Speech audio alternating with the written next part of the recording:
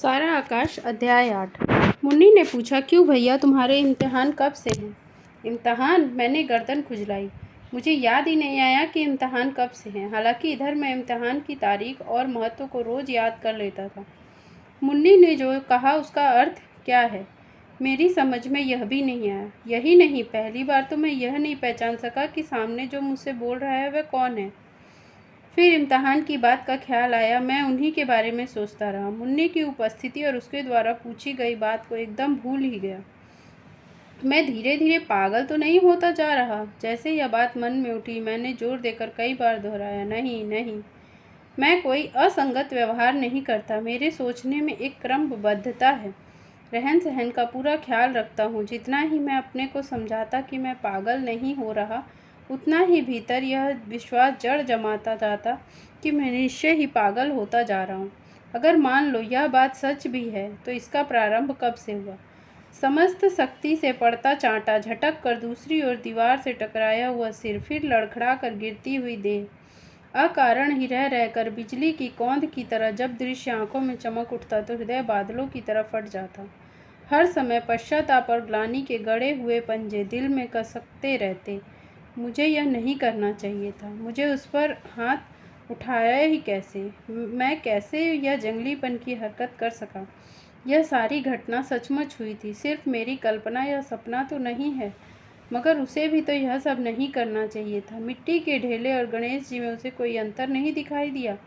अगर किसी के घर इस तरह के विश्वास हैं भी, तो उसका अपमान करने का अधिकार उसने किसने दिया?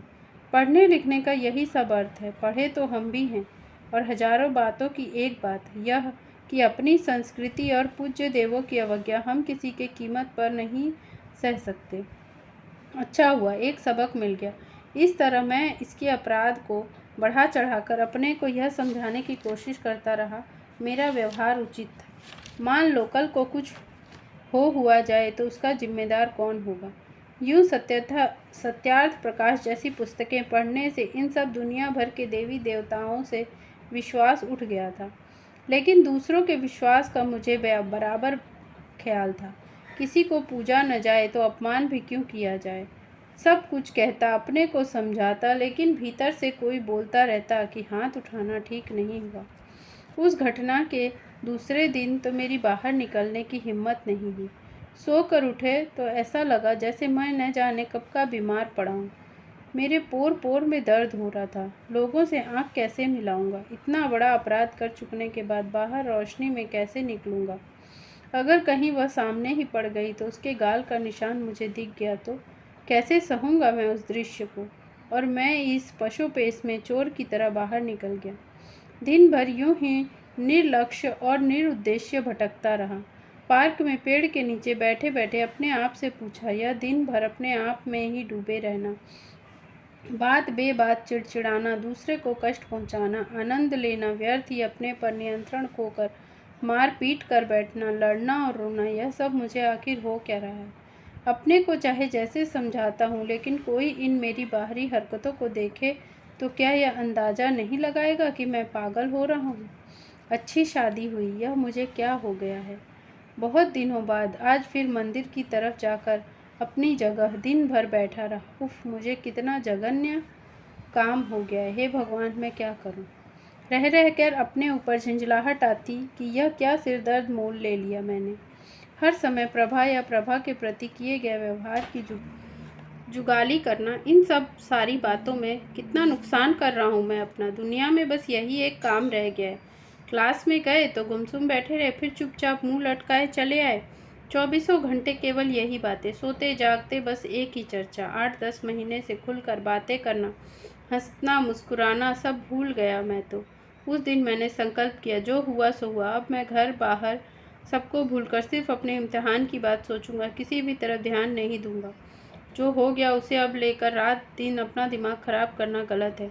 मुझे दुनिया में किसी से मतलब नहीं, मेरा कोई सगा नहीं, किसी के प्रति मेरी कोई गलती नहीं, जिम्मेदारी नहीं। सब अपने अपने भाग्य लेकर आते हैं, अपना अपना रास्ता चुनते हैं। हे प्रभु, तुम साक्षी रहना, मेरी आज तक की गलतियों को माफ़ करना। अब मैं केवल अपने तक ही रहूँगा, केवल पढ़ूँगा और उस दिन के बाद से सचमुच मुझे अपने भीतर एक अजीब परिवर्तन लगने लगा। पहले घर और बाहर की जो बातें मुझे दिन भर परेशान रखती या जिनसे मेरी मानसिक शांति घंटों के लिए भंग हो जाया करती, उन बातों को मैं देखता और फिर अपने इम्तिहान के लिए सोचने लगता। बस पढ़ाई का यह भूत था जिसे मैं बलपूर्वक अपने सामने रखता और दिन रात इसे ही लड़ता रहता। घर में रहने से बेकार दिमाग बटेगा, इसलिए अक्सर बाहर ही रहता।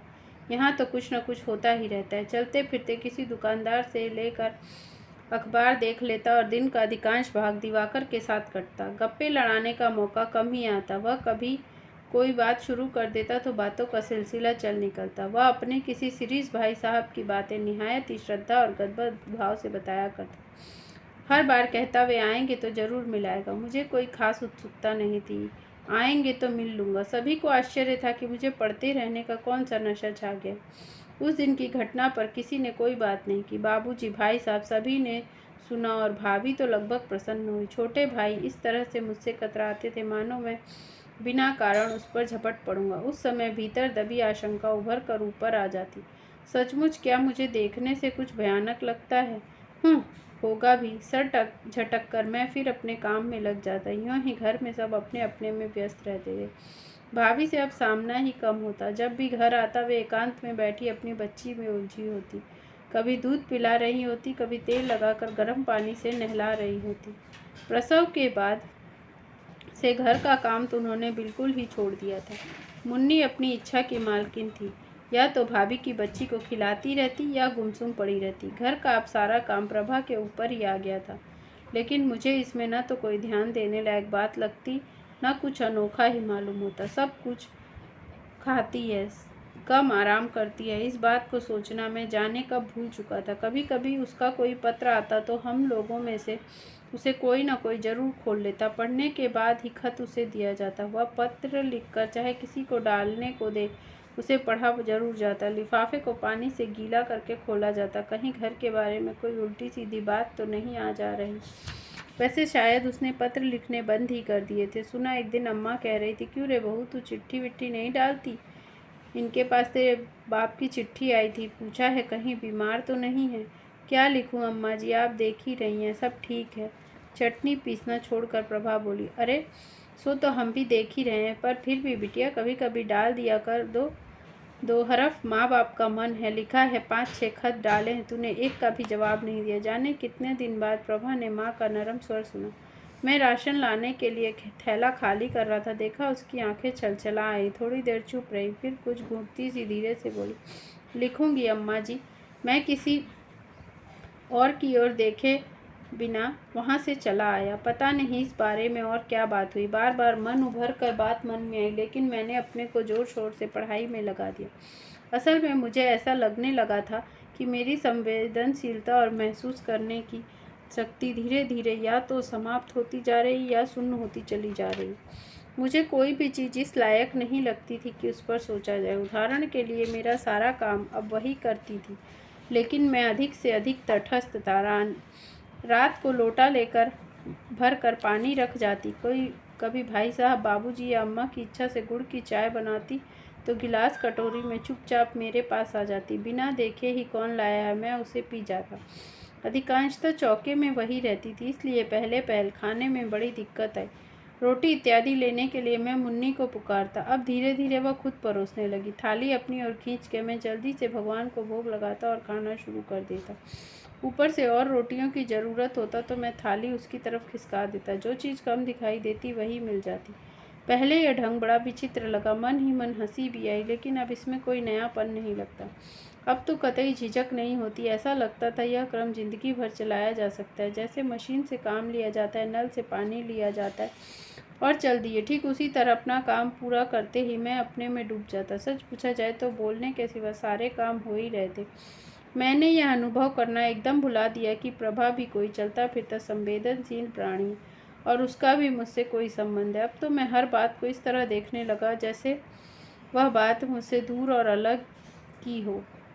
इस प्रकार मैं सब कुछ भूलता जा रहा था और यह भूलने का क्रम कुछ ऐसी तेजी से चला कि मुझे खुद डर लगने लग गया। कहीं यह पागल होने की भूमिका ही तो नहीं। हर गुजरा हुआ दिन मुझे सपने जैसा धुंधला और असत्य लगता। हर आने वाली बात के प्रति एक अनुत्सुक जड़ता छाई रहती। साथ ही यह भी मालूम होता कि मैं सिर्फ संसार और अपने आसपास को ही नहीं, अपने आप को भी भूले जा रहा हूँ। नहाने खाने का ध्यान नहीं रहता। मौके बेमौके सनक उठती तो सब कुछ छोड़कर गीता पढ़ने बैठ जाता। अपने कपड़ों और चीज़ों को याद नहीं रहती। पढ़ते पढ़ते किताब कहीं रख कर भूल जाता, फिर घंटों उसे खोजता रहता। और जब वो अक्सर किताबों के ढेर में ही मिल जाती तो माथा ठोक लेता। कलम, पेंसिल, चाबी और पैसे अक्सर ही खोते रहते, या कहूँ उन्हें रख कर भूलता रहता। हालात यहाँ तक बढ़ते जा रही थी कि सुबह की पढ़ी चीज़ संध्या को भूल जाता। जिस किताब को भी उठाता बिल्कुल नहीं लगती, हमेशा खोया खोया सा रहता। लगता ऐसा जैसे मेरे भीतर की कोई चेतना शक्ति धीरे धीरे मरती चली जा रही, या तो अंतस्थल पानी की तरह संवेदनशील और आंदोलित होता जा रहा है, जब बर्फ की तरह जमकर ठोस, निष्पंद और निर्जीव होता चला जा रहा है। कोई भी उस बात पर पड़ती और छिटक कर दूर जा गिरती, मानो कुछ हुआ ही न हो। बस एक चीज़ थी, और वह मैं भूला नहीं। मुझे इम्तहान देना है। ठोस पत्थर पर जैसे जल की धारा बहती चली जाए, उसी तरह दिन और रात की लहरों में बहता चला जा रहा था। मैं चेतना शून्य होकर देखता था कि पत्थर ज्यों का त्यों है। 10 बजने को आए थे, अभी दाल में उफान भी नहीं आया था। प्रभा जल्दी जल्दी आटा गूंद रही थी। मैं एक बार रसोई का चक्कर लगा आया था, और जब निकलने की बात सोच रहा था, मुन्नी भागी हुई आई। छोटी भाभी, तुमने बड़ी भाभी को दूध नहीं पहुंचाया। वे नाराज होकर रो रही। प्रभा ने आटे में ही अपने को व्यस्त रहते हुए मुलायम स्वर में कहा, बीबी जी, दूध तो किया हुआ है, लेकिन तुम देख लो, अभी दाल में उफान आता होगा, सब खाने वाले आते होंगे। एक एक रोटी को बिठाना अच्छा नहीं लगता। 2-4 पहले से निकाल लूँ तो संभाल लूँगी। फिर खुशामद के स्वर में बोला, बीबी जी, तुम जरा दे आओ ना, उधर चूल्हे के बगल में रखा है, कटोरी से ढका हुआ। मुन्नी ने उधर जाकर देखा तो उसका एकदम मुंह खुला रह गया। हाय भाभी, यह तो फैल गया। अब फैल गया। उसका चेहरा एकदम फक हो गया। हाथ का काम छोड़कर उधर लपकी। मैंने तो ठीक रखा था, पता नहीं अब बड़ी भाभी सारा घर सिर पे उठा लेंगी। तभी उधर सुना, अम्मा से शिकायत कर रहा था। अब अम्मा, तुम देख लो, 10 बज रहे हैं, अभी तक खाना ही नहीं बना। कब खाना खाएं, कब पढ़ने जाएं? तुम्हें चाहे देर हो या सवेर, वह तो धीरे धीरे ही करेगी। अम्मा ने ताने से कहा, वह इन बातों के लिए पूजा बीच से तोड़ देती और अपनी बात कहकर फिर पूजा वहीं से शुरू कर देती। बोली, एक दिन का काम हो तो देर समझ में आओ। बोलो, जो काम तुम्हें रोज करना है उसे भी तुम संभाल नहीं सको? अमर वहीं से कहता वह चौके में आया, भाभी को तो आटा गुथ रहा है, अभी तो दाल ही हो रही होगी। फिर उसने रसोई के बीच वाले कमर बराबर ऊंची दीवार से झांक कर देखा कि दाल चढ़ी भी है या नहीं। धुएं से उसकी आंखों में पानी आ रहा था। मुन्नी फैले हुए दूध के पास खड़ी थी, डरी सहमी सी। प्रभा आटे के हाथों से ही उसे थाली से समेट रही थी। अमर वहीं से चिल्लाया, यहाँ तो खूब दूध फैलाया जा रहा है। अम्मा सारा पूजा पाठ भूल गई, बारूद में आग लग गई, फैला दिया दूध। चलो अच्छा हुआ, उसकी गांठ से क्या जाता है, उसका तो बाप भूरी भैंस बंधवा गया है ना, सो रोज कभी दूध फैला रही है, कभी उफान आ रहा है, उबल उबल कर सारी दाल फैली जा रही, कोई देखने वाला ही नहीं। अंधी हो गई, फूहड़ चाले सब घर हाले, चलेगी तो कभी यह तोड़ कभी यह फोड़, समझ नहीं आता हाथ पैरों में दम है भी या नहीं। थूथन ऊपर उठा के काम करेगी, मस्ता रही है, खुद ठूस के 2.5 सेर भर लिया है। अब बोली, बहू बेचारी भूखी मरेगी या नहीं? लक्षण एक नहीं है, जो एक नाम लेने को भी हो आग लगे ऐसी पढ़ाई में। 10वां पढ़ाई हो या 10वां, क्या घूरे जैसी हालत कर रखी है रसोई की। चकला इधर पड़ा है, बेलन वहाँ लुढ़क रहा है, खाने बैठो तो उबकाई आवे। हे भगवान, अच्छी हमारे माथे मड़ी है, हम तो यहाँ जाने कैसे रो धो के अपने दिन निकाल रहे हैं, वहाँ आसमान से बरसता दिखाई देवे है। आगे और क्या हुआ इसकी जरा भी चिंता किए बिना मैं किताबें उठाकर पढ़ने चला गया। पहले समय होता तो न जाने क्या करता या कहता।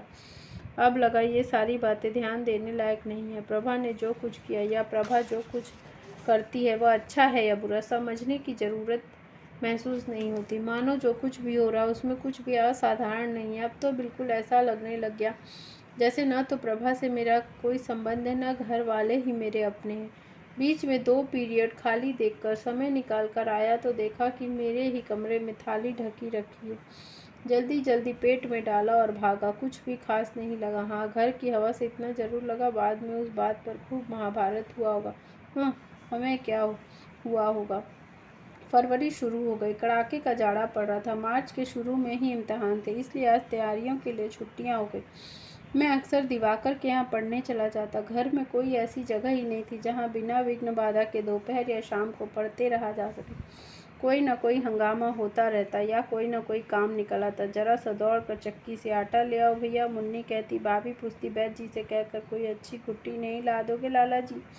इसके अलावा साथ पढ़ने में बहुत सी बातें अच्छी तरह समझ में आती थी। हम दोनों कभी किसी प्रोफेसर के पास पूछने भी चले जाते। अकेले तो हिम्मत नहीं थी।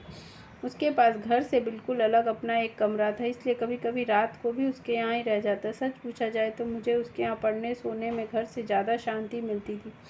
अपने घर तो जब भी आओ या तो कोई कांड होकर चुका होता या उसके कारण सबके चेहरे मनहूस होते या फिर कांड हो रहा होता। कभी कभी अम्मा रो रही हैं, कभी भाभी बड़बड़ा रही हैं। हाँ, एक चीज़ थी, वह कभी कभी दिल पर घूंसा जैसा मार जाती थी। प्रभा का चेहरा मैंने सदैव ही अपरिवर्तनीय और ऐसा भावहीन देखा मानो किसी ने पत्थर बना दिया। हमेशा गंभीर और कुछ हद तक मनहूस। उसकी आंखों के आसपास काले गड्ढे बने रहते, जाड़े के मारे होंठ पपड़ाए रहते, एड़ियों से मैल भरी बीवाइयाँ झाँका करती।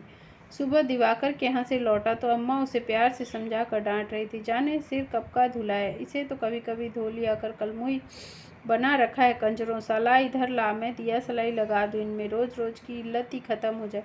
पता नहीं कितने जुएँ पड़ गई होंगी, खाने में जाती होंगी। अम्मा के स्वर में क्रोध न था, ताना था। इसलिए उसने हिम्मत करके कहा, अम्मा जी अब तुम ही बताओ किस वक़्त हो। यह बताना बड़ा मुश्किल था। अम्मा किस बात से भड़केंगी? उनके स्वर में तेजी आ गई। ओह, अब ये जताने लगी कि मैं इतना काम करूँगी। वाह रे, अच्छी बहू है तू तो, काम के ताने देने लगी। अरे तुझे अपना काम करने की फुर्सत नहीं मिलती, खाने को तो मिल जाती है ना।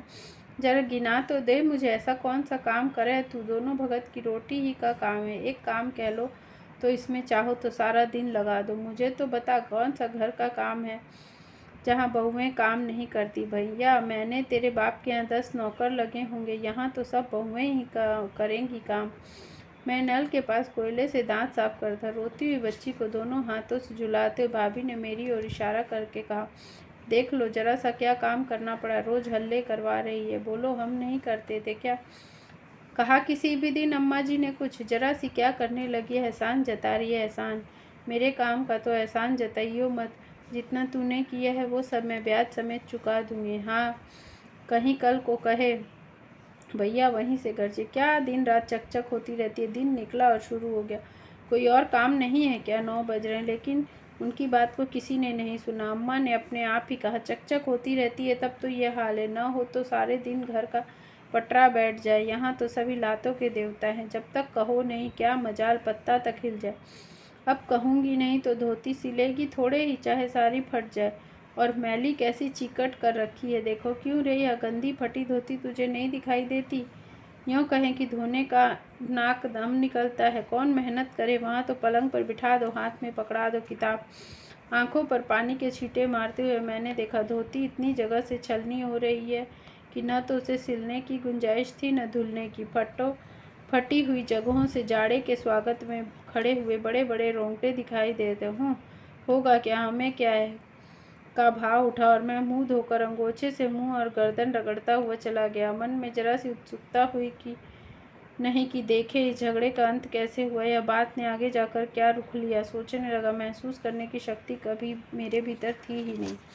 दोपहर के बाद आया तो बाबूजी नाराज हो रहे थे। अरे इससे पर्दा नहीं होता तो मत करो, छाती पर पत्थर रख के उसे भी सह लेंगे, लेकिन बेशर्मी की ऐसी हद तो मत करो। ऊपर जाकर सिर धोते समय तुम्हें दिखा ही नहीं, चारों तरफ लोग कहेंगे। जाड़ों में धूप सेकने के बहाने सभी तो ऊपर छतों पर चले जाते, इधर उधर ताक झाक करने में उनके बाप का क्या जाता है। मुन्नी भी इतनी बड़ी हो गई, इसे नहीं सूझा, बैठी बैठी सिर पर पानी डाल रही।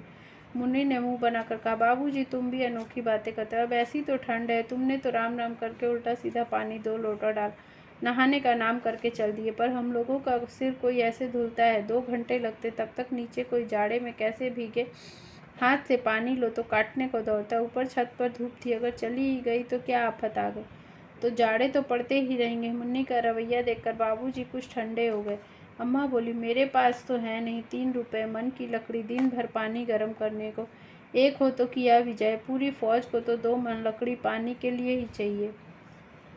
अम्मा की बोलने की शक्ति इन दिनों आश्चर्यजनक रूप से बढ़ गई थी। भाभी हमेशा बच्चे को ही टांगे फिरती थी और मेरा शरीर इस तरह सुन्न रहता कि किसी ने अफीम का इंजेक्शन लगा दिया हो। कभी कभी तो मुझे ऐसा लगता जैसे मुझे कोई शख्त खोल के भीतर इतना गहरा बंद कर दिया गया है, वहाँ न तो कोई स्वर पहुँच पाता, न कोई चीज़ मुझे छू पाती। मेरे भीतर कोई बोलता महसूस करता या नहीं, यह भी मैं नहीं जान पाया। यहाँ तो वह संवेदनशीलताएं घुट कर रह जाती, यह संवेदनाएं जैसे ऊपर कोई चीज़ ही नहीं रह गई है। बाहर और भीतर सब अयथार्थ लगता ऊपर की तहें तो मजबूत हो ही गई हैं, भीतर भी प्रति क्षण कुछ जमकर सख्त होता चला जा रहा। क्या धीरे धीरे मेरा अंतर्बाह्य सब कुछ जमकर पत्थर रह जाएगा? नहीं, यह सब नहीं सोचना। परीक्षाओं के 5-7 दिन रह गए हैं।